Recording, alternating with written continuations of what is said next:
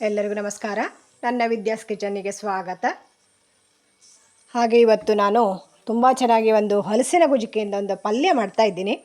ಇದಕ್ಕೆ ಸಾಮಗ್ರಿಗಳು ಏನಂದರೆ ಸಾಸಿವೆ ಕಾಳು ಮತ್ತು ಮೆಂತೆ ಒಂದು ಅರ್ಧ ಸ್ಪೂನ್ ಸಾಕು. ಹಾಗೆ ಇಲ್ಲಿ ಒಣಮೆಣಸು ಮತ್ತು ಕೊತ್ತಂಬರಿ 1 ಸ್ಪೂನ್ ಬೇಕು, ಜೀರಿಗೆ ಹಾಗೆ ಹುಣಸೆ ಹಣ್ಣು.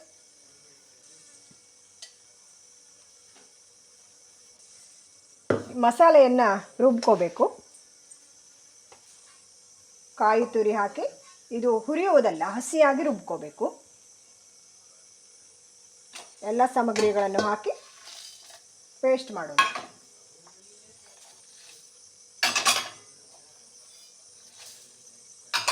ನೀರು ಜಾಸ್ತಿ ಹಾಕಬಾರ್ದು, ಸ್ವಲ್ಪ ಕಡಿಮೆ ನೀರು ಹಾಕಿ ಪೇಸ್ಟ್ ಮಾಡಬೇಕು.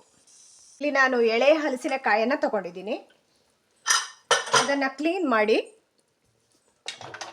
ಬೇಯಿಸಿದ್ದೀನಿ. ಇದನ್ನು ಒಂದು 2 ವಿಸಲ್ ಹೊಡೆದ್ರೆ ಸಾಕು. ಸಖತ್ತಾಗಿ ಪಲ್ಯ ರೆಡಿ ಆಗುತ್ತೆ. ಮಾಡೋಣ ಈಗ. ಇಲ್ಲಿ ನಾನು ಹಲಸಿನಕಾಯನ್ನು ಚಿಕ್ಕದಾಗಿ ಹೆಚ್ಚಿಕೊಂಡು ತಂದಿದ್ದೀನಿ. ತುಂಬಾ ಚೆನ್ನಾಗಾಗುತ್ತೆ ಪಲ್ಯ. ಈಗ ಒಗ್ಗರಣೆಗೆ ಫಸ್ಟ್ ಎಣ್ಣೆ ಹಾಕ್ಕೊಂಡ್ಬಿಡೋಣ.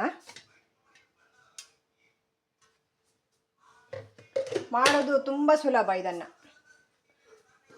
ಜಾಸ್ತಿ ಟೈಮ್ ಏನು ಹಿಡಿಯೋದಿಲ್ಲ.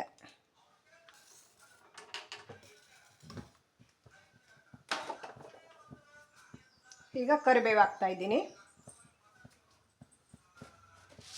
ಹಾಗೆ ಒಂದು ಅರ್ಧ ಸ್ಪೂನು ಉದ್ದಿನಬೇಳೆ ಹಾಕ್ತಾ ಇದ್ದೀನಿ. ಮತ್ತು ಸಾಸಿವೆ, ಇದು ಕೂಡ ಒಂದು ಅರ್ಧ ಸ್ಪೂನ್ ಹಾಕ್ತಾ ಇದ್ದೀನಿ.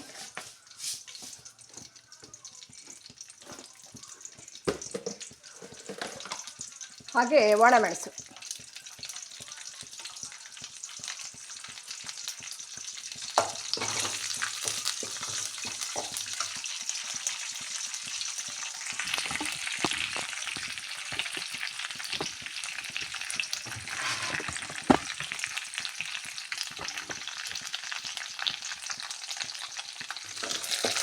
ಒಗ್ಗರಣೆ ಫ್ರೈ ಆಗ್ತಿದ್ದ ಹಾಗೆ ಮಸಾಲೆ ರುಬ್ಬಿಟ್ಟಿದ್ವಲ್ವ, ಅದನ್ನು ಫಸ್ಟು ಫ್ರೈ ಮಾಡ್ಕೋಬೇಕು ಇದಕ್ಕೆ. ಆಮೇಲೆ ಹಲಸಿನಕಾಯಿ ಹೆಚ್ಚಿದ್ದನ್ನು ಹಾಕ್ಕೋಬೇಕು. ಎಷ್ಟು ವೆರೈಟಿ ಮಾಡ್ಬೋದು ಹಲಸಿನಕಾಯಿಂದ, ತುಂಬಾ ಚೆನ್ನಾಗಾಗತ್ತೆ. ಚಪಾತಿ ಜೊತೆ ತಿನ್ಬಹುದು, ದೋಸೆ ಜೊತೆ ತಿನ್ಬಹುದು, ತುಂಬಾ ಚೆನ್ನಾಗೈತೆ. ಈಗ ಅರಿಶಿಣವನ್ನು ಹಾಕ್ತಾ ಇದ್ದೇನೆ. ಹಾಗೆ ಇಲ್ಲಿ ಮಸಾಲೆಯನ್ನು ಪೇಸ್ಟ್ ಮಾಡ್ಕೊತಾ ಇದ್ದೇನೆ. ಮೊದಲು ಫ್ರೈ ಮಾಡ್ಕೊತೇನೆ ಅದನ್ನು. ಖಾರದ ಕ್ವಾಂಟಿಟಿ ಬೇಕಾದರೆ ಜಾಸ್ತಿ ಮಾಡ್ಕೋಬೋದು. ನಾನು ಸ್ವಲ್ಪ ಕಡಿಮೆ ಖಾರ ಹಾಕಿದ್ದೀನಿ. ನಮ್ಮ ಮನೇಲಿ ಅಷ್ಟೆಲ್ಲ ಖಾರ ತಿನ್ನೋದಿಲ್ಲ.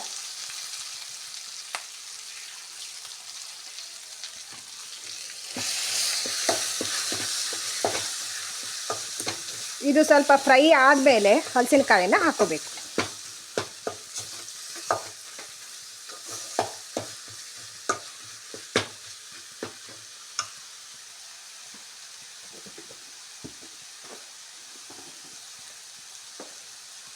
ಇದಕ್ಕೆ ನೀವು ಕಾಳುಗಳನ್ನು ಬೇಕಾದರೂ ಸೇರಿಸ್ಕೋಬೋದು, ಚೆನ್ನಾಗಿರುತ್ತೆ.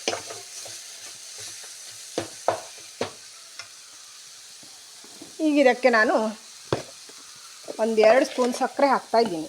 ಸ್ವಲ್ಪ ಸಿಹಿ ಕೂಡ ಇರಬೇಕು, ಸ್ವಲ್ಪ ಖಾರ ಉಪ್ಪು ಎಲ್ಲ ಕರೆಕ್ಟಾಗಿರಬೇಕು ಇದಕ್ಕೆ.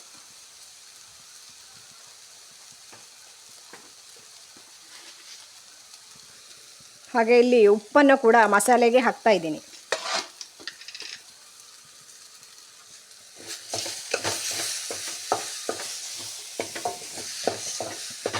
ಇಷ್ಟು ಫ್ರೈ ಆದಮೇಲೆ ಈಗ ಹಲಸಿನಕಾಯಿ ಹೋಳುಗಳನ್ನು ಹಾಕೋಣ.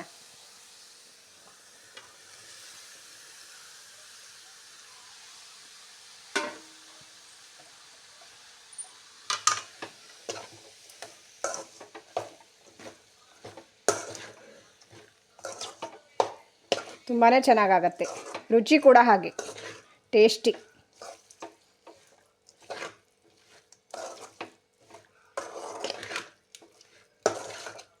ಒಂದು 5 ನಿಮಿಷ ಹಾಗೆ ಸಣ್ಣ ಫ್ಲೇಮ್ ಮಾಡಿ ಇಡಬೇಕು. ಸ್ವಲ್ಪ ಅದರಲ್ಲಿ ಉಪ್ಪೆಲ್ಲ ಹಿಡ್ಕೊಳ್ಬೇಕು. ಅದು ಹಲಸಿನಕಾಯಿ ಹೋಳುಗಳಿಗೆಲ್ಲ ಕರೆಕ್ಟಾಗಿ ಉಪ್ಪೆಲ್ಲ ಹಿಡ್ಕೊಂಡ್ರೆ ಚೆನ್ನಾಗಾಗತ್ತೆ. ಹೀರ್ಕೋಬೇಕು.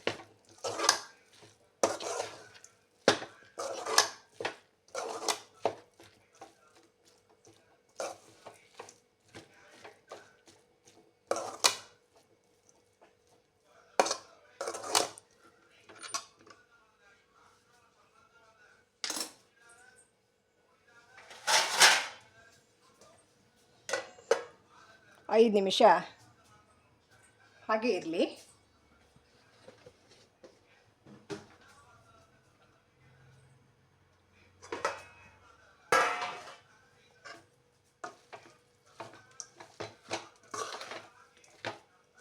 ಅಂದರೆ ಸಂಜೆವರೆಗೆ ಕೆಡೋದಿಲ್ಲ ಇದು,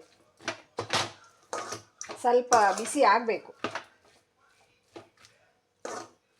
ನನ್ನ ಈ ಹಲಸಿನ ಗುಜ್ಜಿಗೆ ಪಲ್ಯ ಇಷ್ಟ ಆದಲ್ಲಿ ಲೈಕ್ ಮಾಡಿ, ಶೇರ್ ಮಾಡಿ, ಸಬ್ಸ್ಕ್ರೈಬ್ ಮಾಡಿ. Thank you so much friends.